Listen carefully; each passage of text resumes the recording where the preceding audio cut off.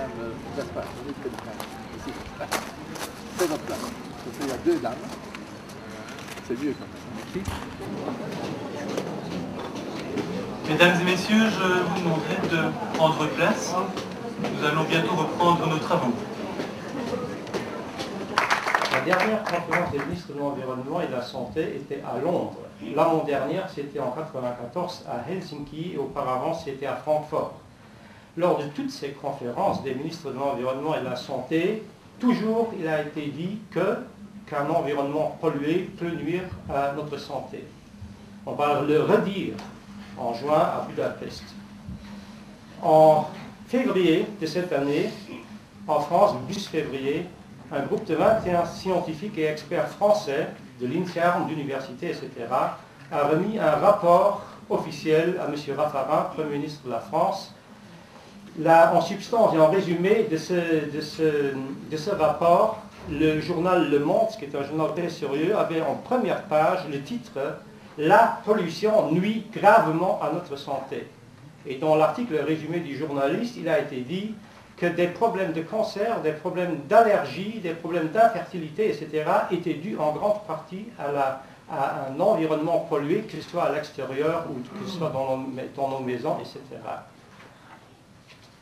Alors, on dit toujours qu'il y a des incertitudes scientifiques en médecine environnementale.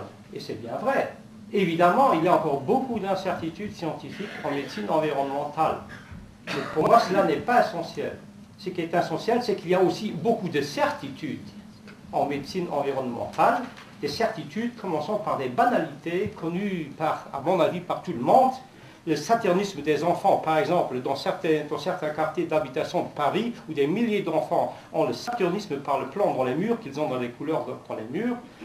Il y a des certitudes par rapport à l'amiante dans tous les pays européens, où il y a un facteur environnemental qui a rendu malade et qui a fait crever, excusez-moi le terme, qui a fait crever des milliers de personnes et qui va encore faire crever des milliers de personnes qui ont été exposées à cette substance. Il y a encore beaucoup d'autres certitudes scientifiques quant à l'exposition à faible dose, même s'il y a aussi encore des incertitudes scientifiques. Ce qui intéresse le malade, c'est les personnes qui sont concernées. Et il faut bien dire une chose, si des rapports officiels nous disent que la pollution rend gravement malade, alors il y a bien des malades. Hein? Il y a des malades. Et s'il y a des malades, qu'est-ce qu'on fait de ces malades? Est-ce qu'on va attendre encore 5 ans, encore 10 ans, encore dire c'est des incertitudes scientifiques, il faut encore faire des recherches, des recherches, des recherches? Mais moi je suis pour des recherches, absolument. Il faut même accélérer cette recherche. Il faut donner beaucoup de moyens aux chercheurs pour qu'ils avancent dans cette voie.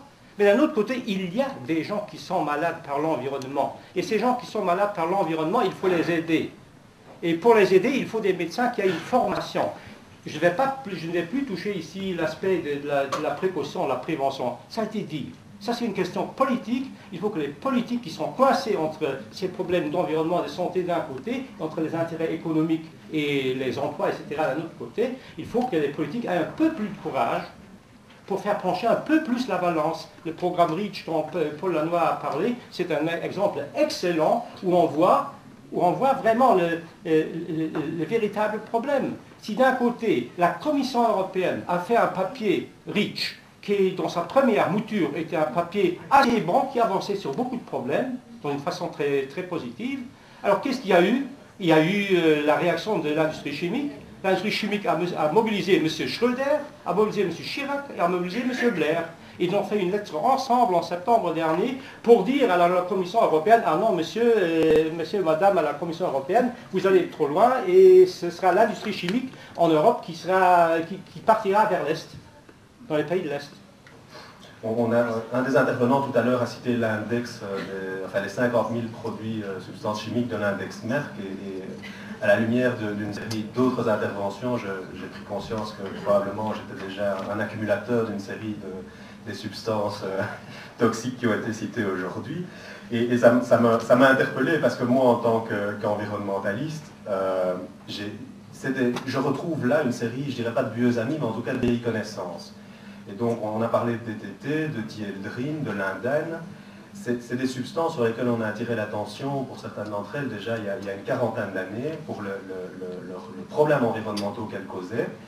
Non seulement on a attiré l'attention dessus, mais il y a eu des mesures d'interdiction et de limitation des émissions dans l'environnement. Je pense notamment à ce qui touche à la protection de l'Atlantique du Nord-Est. Il y a une convention internationale qui a décidé d'une réduction de 50 à 70% de certaines de ces substances.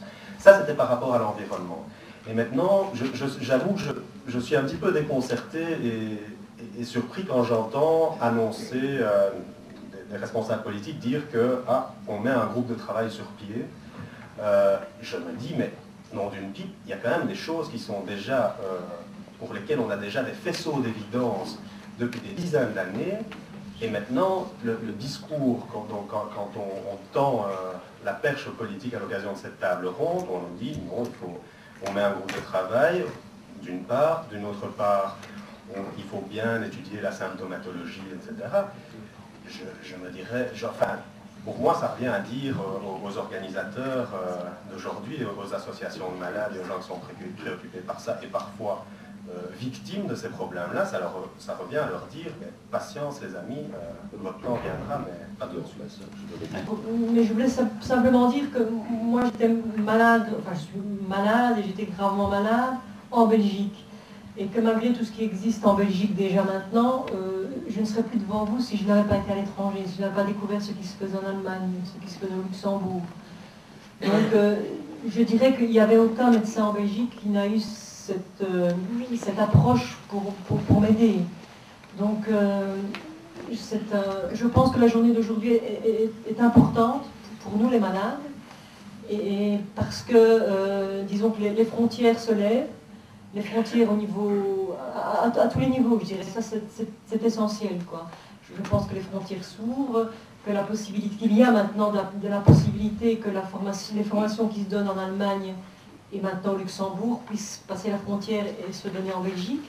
Ça c'est un grand espoir pour les malades. Si cette formation peut se développer rapidement en Belgique, ça veut dire que les malades que nous sommes pourront être rapidement entendus par des médecins généralistes et qui seront orientés le plus rapidement possible vers les bonnes solutions.